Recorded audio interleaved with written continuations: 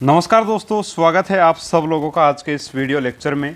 और साथियों, आज अपना जो टॉपिक रहेगा, साइंस के जो टॉपिक वाइज अपने टेस्ट चल रहे हैं हमारे नए एप्लीकेशन पर, जिसका लिंक आपको डिस्क्रिप्शन बॉक्स में मिलेगा और बिल्कुल फ्री टेस्ट ही आपके लिए चल रहे हैं। तो आज का जो अपना टॉपिक है वो है रेसे, प्लास्टिक तथा कंप्यूटर। इससे संबंधित कुछ महत्वपूर्ण प्रश्नों को हम लोग डिस्कस करने वाले हैं। तो बिना समय गवाए टेस्ट को स्टार्ट करेंगे। स्टार्ट करने से पहले आपको बताना चाहूँगा कि आगामी थर्ड ग्रेड भर्ती की परीक्षा की तैयारी भी हम अपने नए एप्लीकेशन पर ही करवाएंगे। ठीक है, तो कोर्स आप लोगों के लिए लॉन्च किया जाएगा, उचित प्राइस में लॉन्च किया जाएगा। ठीक है, तो प्राइस है वो बिल्कुल उचित रखी जाएगी, इस हिसाब से रखी जाएगी कि एक बच्चा, सामान्य बच्चा भी उसको ले सके। बहुत ज़्यादा कम भी नहीं रख सकते, तो बहुत ज़्यादा भी नहीं रखेंगे, ठीक ठीक प्राइस उसकी रखी जाएगी। ठीक है, अब देखिए, अपने स्टार्ट कर लेते हैं आज के इस टेस्ट को। और एक और महत्वपूर्ण बात यह है कि प्री रीड 5 का जो एग्ज़ाम है वो कल आपका होने वाला है। ठीक है, कल आपको हमारे नए एप्लीकेशन पर प्री रीड 5 एग्ज़ाम देने को मिलेगा, जिन लोगों ने रजिस्ट्रेशन कर लिया है उनके लिए। ठीक है, तो वो एग्ज़ाम आप लोग ज़रूर से ज़रूर करें, 15 जुलाई उसकी डेट है। अब देखिए, एलसीडी का पूरा नाम क्या है। एलसीडी जो है उसका पूरा नाम है लिक्विड क्रिस्टल डिस्प्ले, यानी ऑप्शन ए इसका उत्तर होगा। बहुत ही बढ़िया प्रश्न, और ये थोड़ा सा आपको देख लेना चाहिए। इसके अलावा एलईडी टीवी आजकल चल रहे हैं, लाइट इमिटिंग डायोड टीवी जिसको अपन फुल फॉर्म बोलते हैं। ठीक है, और इसके अलावा और भी जो टीवी हैं वो चल रहे हैं अपने, काफ़ी टाइप के। तो एलईडी, एलसीडी, इनकी दोनों की फुल फॉर्म पूछ ली जाती है कभी कभी, तो इसको थोड़ा सा आप देख लीजिएगा। टीवी जो है उसका आविष्कार जॉन लागी बेड के द्वारा 26 जनवरी 1926 को किया गया था। ठीक है, तो इसका उत्तर जो रहेगा वो आपका ऑप्शन कौन सा रहेगा, इसका ऑप्शन ए जो है वो सही उत्तर इसका रहेगा साथियों। ठीक है, अगला प्रश्न है ईमेल क्या है। E commerce mail, electric computer virus या इलेक्ट्रॉनिक मेल, तो इसका उत्तर यही हो जाएगा, इलेक्ट्रॉनिक मेल। अगला आपका प्रश्न साथियों, विश्व के विभिन्न स्थानों पर स्थापित कंप्यूटर को किस नेटवर्क के माध्यम से जोड़ा जाता है। तो इनको इंटरनेट के माध्यम से साथियों जोड़ा जाता है। ये भी बिल्कुल ठीक, आसान सा प्रश्न है। भारत में रेडियो प्रसारण की शुरुआत कब हुई। भारत में रेडियो प्रसारण की शुरुआत जो 1927 में साथियों मानी जाती है। ठीक है, ये एक ऐसा साधन है जो अदृश्य विद्युत चुंबकीय तरंगों के रूप में संदेशों को एक स्थान से दूसरे स्थान तक भेजता है। यह मनोरंजन, खेलों और जो साथियों आंखों देखा हाल सुनाने के लिए एक प्रकार से इसका उपयोग हम लोग करते हैं, क्योंकि इसमें दिखाई तो देता ही नहीं है। भारत में रेडियो प्रसारण की शुरुआत 1927 में हुई थी। ठीक है, 1937 में इसे ऑल इंडिया रेडियो के नाम दिया गया और 1957 में यह आकाशवाणी के नाम से जो प्रसिद्ध हुआ। तो 1927 इसका सही उत्तर जो वो रहेगा। चलिए प्रश्न नंबर 5 की बात करते हैं। टेलीफोन का आविष्कार किसने किया। टेलीफोन का जो आविष्कार है वो सब लोग जानते हैं, ग्राहम बेल के द्वारा किया गया है। ठीक है, चलिए आगे बढ़ते हैं। फैक्स का आविष्कार किसने किया। तो देखिए, फैक्स का जो आविष्कार है वो अलेक्जेंडर बेल के द्वारा किया गया। फैक्स जो शब्द है वो अंग्रेजी भाषा के फेसिमिली शब्द से बना है। फेसिमिली शब्द लैटिन भाषा का शब्द है, जिसमें फेस का अर्थ है, माफ़ी चाहूँगा, ये जो फेसिमिली शब्द है मैंने अंग्रेजी भाषा का बोल दिया। जो फैक्स जो शब्द है ये अंग्रेजी भाषा का शब्द है। ठीक है, और ये एक लैटिन भाषा का शब्द है फेसिमिली। ठीक है, फेसिमिली, इस फेसिमिली शब्द से, और ये फेसिमिली लैटिन भाषा का शब्द है, तो लैटिन भाषा के शब्द फेसिमिली से फैक्स शब्द बना है। ठीक है, और आपका जो लैटिन भाषा का शब्द फेसिमिली है, जिसमें फेस का जो अर्थ है, फेसिमिली में फेस का अर्थ है बनाना तथा सिमिली का अर्थ है उसी के समान। ठीक है, उसी के समान बनाना, यानी फैक्स प्रणाली का जो आविष्कार है वो 1843 में स्कॉटलैंड के अलेक्जेंडर बेल के द्वारा किया गया था। ठीक है, तो इसका उत्तर हो जाएगा ऑप्शन 1। अगला प्रश्न, किस प्रिंटर की सीपीएस में गति मापी जाती है, यानी कैरेक्टर्स पर सेकंड में गति मापी जाती है। तो laser printer, inkjet printer, dot matrix printer या लाइन प्रिंटर।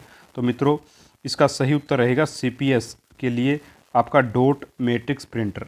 ठीक है, प्रिंटर क्या होता है, एक आउटपुट डिवाइस साथियों जो कंप्यूटर के लिए होती है। लेजर प्रिंटर होता है आपका, इंक जेट प्रिंटर होता है, डॉट मैट्रिक्स प्रिंटर होता है, लाइन प्रिंटर होता है। जो लेजर प्रिंटर होता है उसमें स्पीड डीपीआई, डॉट्स पर इंच में मापी जाती है, और डॉट मैट्रिक्स प्रिंटर में CPS कैरेक्टर्स पर सेकंड में स्पीड को मापा जाता है। ठीक है, तो ये भी थोड़ा सा आप लोग देख लीजिएगा। आगे बात करते हैं कंप्यूटर का गुण है, संग्रह क्षमता है, उसमें शुद्धता है, स्वचालन है, या सारे गुण हैं तो सारे ही गुण होते हैं, स्वचालन भी है, शुद्धता भी उसके आंकड़ों में रहती है, संग्रह क्षमता यानी कि स्टोरेज की जो कैपेसिटी है वो भी उसमें है, तो निश्चित ही ऑप्शन आपका डी यहाँ पर उत्तर बन जाएगा। अगला जो प्रश्न है, निम्न कथनों पर विचार करना और असत्य कथन का आपको चयन करना है। पहला, मॉनिटर एक आउटपुट उपकरण है। निश्चित ही जो मॉनिटर होता है वो एक आउटपुट उपकरण होता है साथियों। ठीक है, मॉनिटर क्या होता है, एक आउटपुट आपका उपकरण जो वो होता है। मॉनिटर एक आउटपुट उपकरण माना जाता है हमेशा। ठीक है, तो मॉनिटर एक आउटपुट उपकरण है, ये बिल्कुल सही बात है। दूसरा, इसके अंदर देखिए मॉनिटर ये होता है आपका, है ना, ये CPU है, ये आपका कीबोर्ड है, ये माउस है ना। तो देखिएगा मॉनिटर आपका आउटपुट उपकरण है, स्कैनर एक आउटपुट उपकरण है। स्कैनर जो है वो आउटपुट उपकरण नहीं बल्कि इनपुट उपकरण है। स्कैनर के माध्यम से अपन फोटो वगैरह स्कैन करके, है ना, वो अपन उसमें डालते हैं कंप्यूटर में, है ना। तो इनपुट उपकरण है स्कैनर, आउटपुट नहीं है। फिर प्लॉटर एक इनपुट उपकरण है। प्लॉटर जो है वो साथियों इनपुट आपका उपकरण नहीं है जब, बल्कि आउटपुट उपकरण है। प्लॉटर आउटपुट उपकरण है। ये बड़े बड़े चित्रों या नक्शों को कागज़ पर प्रिंट करके, है ना, के काम में आता है। एक प्रकार से बड़े बड़े जो डायग्राम्स होते हैं, चित्र होते हैं, नक्शे होते हैं, उनको एक प्रकार से बड़े कागज़ पर प्रिंट करने के लिए प्लॉटर का हम लोग उपयोग करते हैं। तो प्लॉटर जो है वो आउटपुट उपकरण है, स्कैनर है वो आपका इनपुट उपकरण है। तो कथन 2 सही नहीं है, 3 भी सही नहीं है। आपको असत्य कथन ही चाहिए था, तो 2 और 3 ऑप्शन नंबर आपका कौन सा सही हो जाएगा, ऑप्शन आपका C सही हो जाएगा यहाँ पर। ठीक है, अगला प्रश्न, वह इनपुट उपकरण कौन सा है जिसके माध्यम से आवाज़ को इनपुट किया जा सकता है, यानी आवाज़ को कंप्यूटर में डाला जा सके, ऐसा इनपुट उपकरण कौन सा है। वेब कैमरा, स्पीकर, माइक्रोफोन या उपरोक्त सभी। तो वेब कैमरे से ऐसा पॉसिबल नहीं है, स्पीकर से भी नहीं है, माइक्रोफोन यानी जिसको माइक भी हम लोग बोलते हैं, उसके माध्यम से हम अपनी आवाज़ को कंप्यूटर में डाल सकते हैं। ठीक है, इनपुट एक प्रकार से अपनी आवाज़ का डाल सकते हैं। 11वां प्रश्न है, वह तकनीक कौन सी है जिसका उपयोग बैंकों में अधिक संख्या में चेक जांचने में किया जाता है। तो वह तकनीक साथियों कौन सी हो जाएगी आपकी, वो टेक्निक है MICR यानी magnetic ink character recognition, MICR। ठीक है, बहुत बार ये प्रश्न पूछा गया है। Magnetic ink character recognition MICR, एक है ऑप्टिकल करेक्टर रिकग्निशन OCR।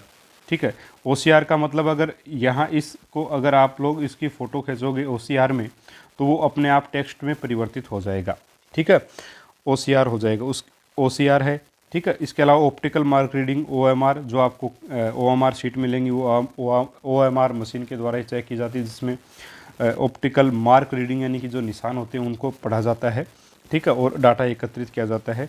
तो या फिर उपरोक्त तो सभी। तो देखिए वह टेक्निक जो बैंकों में सर्वाधिक काम में लेते चेक वगैरह के लिए, तो आपका MICR यहाँ पे आएगा, मैग्नेटिक इंक करेक्टर रिकग्निशन। ठीक है, ऑप्शन आपका C इसका उत्तर होगा। अगला प्रश्न है, फंक्शन कुंजियों की संख्या कितनी होती है।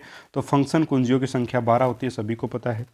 अगला प्रश्न, ALU क्या है। Arithmetic light unit, arithmetic logical unit, arithmetic universal computer या अर्थमेटिक लॉजिकल यूनिवर्सल कंप्यूटर। तो इसका उत्तर होगा अर्थमेटिक लॉजिकल यूनिट। देखिए कंप्यूटर के मुख्य रूप से 3 भाग होते हैं, एक तो मेमोरी होता है, एक आपका होता है जो CPU है ना। CPU जो है सेंट्रल प्रोसेसिंग यूनिट, ये कंप्यूटर का मुख्य हिस्सा होता है, ये डाटा को संग्रहित करता है और विभिन्न गणनाएं भी यहीं होती हैं साथियों। ठीक है, और इसके 3 भाग होते हैं, CPU के 3 भाग होते हैं। पहला मेमोरी का भाग होता है, मेमोरी का कार्य। ठीक है, एक भाग इसका होता है ALU, जिसको अपन जहाँ अर्थमेटिक यानी कि गणितीय गणनाएं होती हैं उसको बोलते हैं अपन ALU यानी अर्थमेटिक लॉजिकल यूनिट होती है। एक इसका भाग होता है नियंत्रण यूनिट यानी कंट्रोल यूनिट, नियंत्रण यूनिट यानी कि कंट्रोल यूनिट, इसमें होता है CU। तो यह है आपका CPU, जहां आपका ऑप्शन कौन सा होगा, B आपका सही उत्तर इसमें रहेगा। अगला प्रश्न, निम्नलिखित में से कौन से समूह में सभी संश्लेषित रेशे हैं। अब अपन रेशों से संबंधित प्रश्नों की बात कर लेते हैं। तो देखिए निम्नलिखित में से कौन से समूह में सभी रेशे संश्लेषित हैं। तो सभी रेशे संश्लेषित की बात की जाए तो देखिए नाइलॉन, टेरिलिन और रेयन, ये बिल्कुल यही उत्तर हो जाएगा, क्योंकि कपास हुआ, रेयन हुआ, ऊन हुआ, इसमें ऊन जो है, कपास जो है वो प्राकृतिक रेशे हैं। एक्रिलिन रेशम और ऊन, ऊन आपका फिर से क्या प्राकृतिक आपका जो है वो साथियों आ जाएगा। ठीक है। इसके अलावा बात की जाए रेशम, रेशम भी प्राकृतिक आपका जो वो साथियों रेशा है ना। और पीवीसी ये तो एक प्लास्टिक है। पॉलीथीन, बेकेलाइट ये भी ये आपके प्लास्टिक के एग्जाम्पल्स हो जाएंगे। अपने को पूछा क्या है, संश्लेषित रेशे पूछे हैं, तो आपका ऑप्शन ए जो है वो यहाँ पर आपका उत्तर जो वो साथियों रहेगा। अगला है विस्कोस से कौन से रेशे का निर्माण किया जाता है। देखिए विस्कोस से रेयोन का निर्माण किया जाता है, याद रखिएगा, बहुत महत्वपूर्ण प्रश्न है। अगला आपका प्रश्न, प्रश्न नंबर 16, एक्राइलोनाइट्राइल किस रेशे की एकलक इकाई है। एक्रिलोनाइट्राइल जो वो ओरनोल की एकलक इकाई है साथियों। एक्रिलोनाइट्राइल के बहुलकीकरण से ओरनोल हमें प्राप्त होता है। प्रथम पूर्ण संश्लेषित रेशा कौन सा है, तो प्रथम पूर्ण संश्लेषित रेशा नाइलॉन है, सभी को पता है, देख लीजिएगा इसको। और कृत्रिम रेशम किसको कहते हैं, रेयोन को कहते हैं, ये भी देख लीजिएगा। रसोई के बर्तनों के हैंडल बनाने में उपयुक्त पदार्थ कौन सा होता है, पॉलीथीन, पीवीसी, नाइलोन या बेकेलाइट। तो देखिए रसोई के बर्तनों के हैंडल है ना, जो हार्ड प्लास्टिक के बने होते हैं उसको अपन बेकेलाइट के माध्यम से बनाते हैं, तो इसका उत्तर होगा बेकेलाइट। ठीक है। अगला प्रश्न, निम्नलिखित कथनों पर विचार कीजिए और सत्य कथन का चयन कीजिए। सत्य कथन देखना है। पहला, नॉन स्टिक तवा एवं कढ़ाई पर एक विशिष्ट टेफलॉन की परत चढ़ी होती है, बिल्कुल सही बात। फिर अग्निरोधी वस्त्र बनाने में मेलेमाइन प्लास्टिक का उपयोग करते हैं, ये भी सही है। बेकेलाइट थर्मोसेटिक प्लास्टिक का उदाहरण। देखिए थर्मोसेटिक और थर्मोप्लास्टिक, थर्मोप्लास्टिक में जो ताप शून्य जो प्लास्टिक होते हैं, यानी कि जो जल्दी पिघल जाते हैं, जो ताप के संपर्क में आने पर वो प्लास्टिक आते हैं, जैसे प्लास्टिक की जो थैलियाँ होती है वो, है ना, वो थर्मोसेटिक प्लास्टिक। पॉलीथीन है वो थर्मोसेटिक प्लास्टिक का उदाहरण है, सॉरी थर्मो प्लास्टिक का उदाहरण है।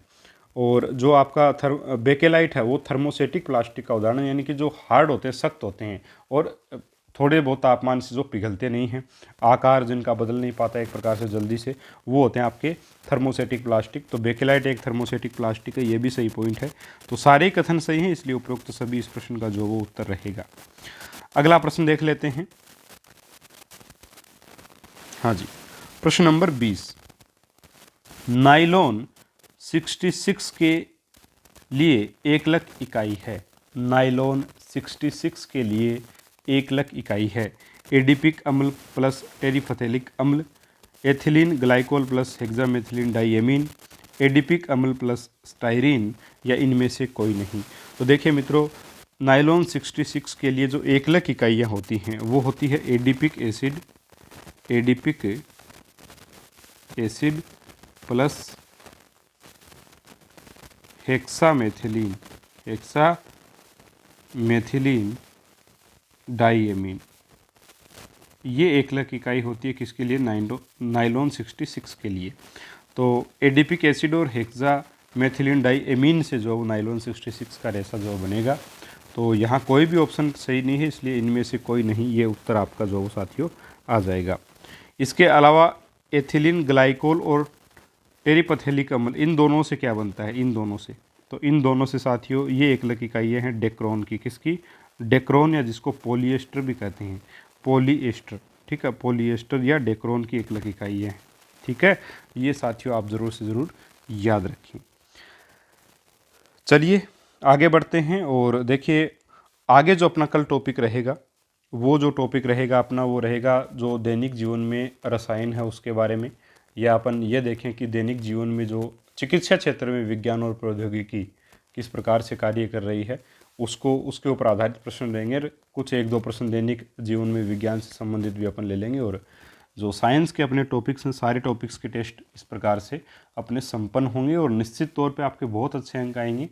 आपको बिल्कुल भी घबराने की आवश्यकता नहीं है। एक पात्रता परीक्षा है, रीट की परीक्षा अब, है ना, तो बिल्कुल निश्चिंत होके जाइए। आपने जो पढ़ा ना उसी में से सब कुछ आएगा, ये कन्फर्म है। और अगर एक आधा बाहर भी आ गया तो आप आराम से कर पाओगे, इतना मुझे पूरा विश्वास है आपके ऊपर। तो अपने ऊपर विश्वास आप बनाए रखें, लगातार पढ़ते रहिए, है ना। पढ़ना ही हर चीज़ का सॉल्यूशन है। बार बार में मोटिवेशन वीडियो के चक्कर में देखिए मत आइए, मेरा आपको यही कहना है। क्योंकि जब हम बार बार एक वीडियो को मोटिवेट होने के लिए किसी वीडियो का सहारा जब लेने लगते हैं तो उसमें दिक्कत ये है कि हम बार बार फिर वो वीडियो देखते ही जाते हैं। चलिए, एक वीडियो देखने में कोई बुराई नहीं है, एक वीडियो देख लिया, मोबाइल बंद कर दिया, पढ़ने लग गए, कोई दिक्कत नहीं।